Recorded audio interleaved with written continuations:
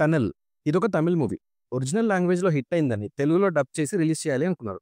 చాలా release dates తర్వాత ఇవాళ ఫైనల్లీ రిలీజ్ అయింది. అసలేంటి ఈ టనెల్? మూవీలో ఉన్న ప్లాట్ ఏంటి? ఇదంతా డీటెయిల్ రివ్యూలో చూద్దాం. దానికన్నా ముందు ఈ వీడియోని లైక్ చేయండి.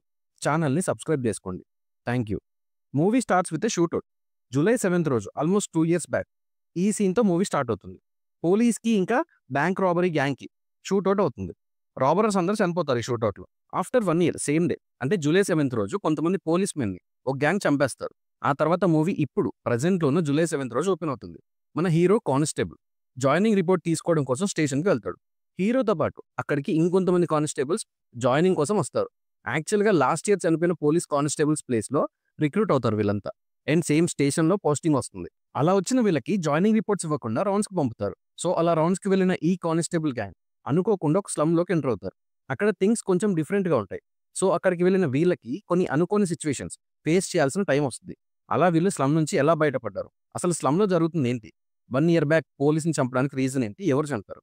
ఇంకా హీరో ఫ్యామిలీకున్న ప్రాబ్లమ్, హీరోయిన్ అని, హీరో ఫ్రెండ్స్ అని కొన్ని క్యారెక్టర్స్ ఇంక్లూడ్ అయ్యి ఉంటాయి. వాటి సంగతి ఇదంతా మీరు మూవీ చూసి తెలుసుకోవాలి. మూవీ స్టార్టింగ్ నుంచి నేను తెలుసుకోవాలనుకున్న ఒక విషయం ఉంది. ఏంటి అంటే హీరో నేమ్. క్లైమాక్స్‌లో అయినా చెప్తారని చాలా వెయిట్ చేశా. నాకు తెలిసినంత వరకు రివీల్ అయితే చేయలేదు. అంటే ఇప్పుడు రివ్యూ అంటే హీరో పేరు సో అండ్ సో, హీరోయిన్ పేరు అను ఇలా చెప్తాం కదా! దానికోసం చూసా. బావుంటెళ్ళి స్కిప్ చేశారా అనిపించింది. సరే అది పెద్ద మ్యాటర్ కాదు. మూవీ విషయానికొస్తే పర్లేదు ఒక్కసారి ట్రై చేయొచ్చు. ఫస్ట్ హాఫ్ బావుంది సెకండ్ హాఫ్ కన్నా. ఫస్ట్ హాఫ్‌లో అసలు ఏం జరుగుతుంది? ఎందుకు? అనే క్వెషన్ మరీ ఎక్కువ ఉంటుంది మనకి.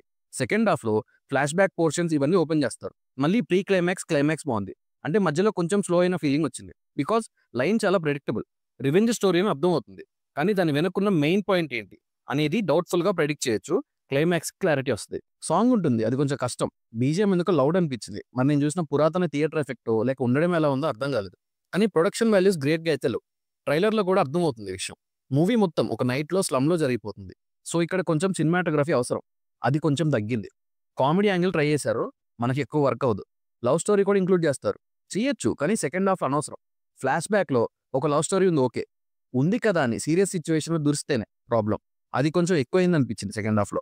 అండ్ ఈ మూవీలో లావణ్య త్రిపాఠి గారు హీరోయిన్‌గా చేశారు. ఆఫ్టర్ మెనీ డేస్ ఈ మూవీలో కనిపించారు. అథర్వ స్క్రిప్ట్ సెలక్షన్ కూడా బావుంటుంది.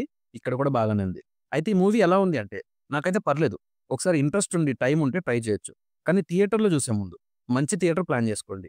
ఈ మూవీ వరకు థియేటర్‌లో చూసే ఎక్స్‌పీరియన్స్ ఓటీటీలో రాకపోవచ్చు. కుదిరితే ఇంట్రెస్ట్ ఉంటే థియేటర్ ప్రిఫర్ చేయండి. వన్ టైమ్ ఈజీగా ట్రై చేయొచ్చు. నా రివ్యూ నచ్చితే సబ్స్క్రైబ్ చేసుకోండి. Thank you for watching.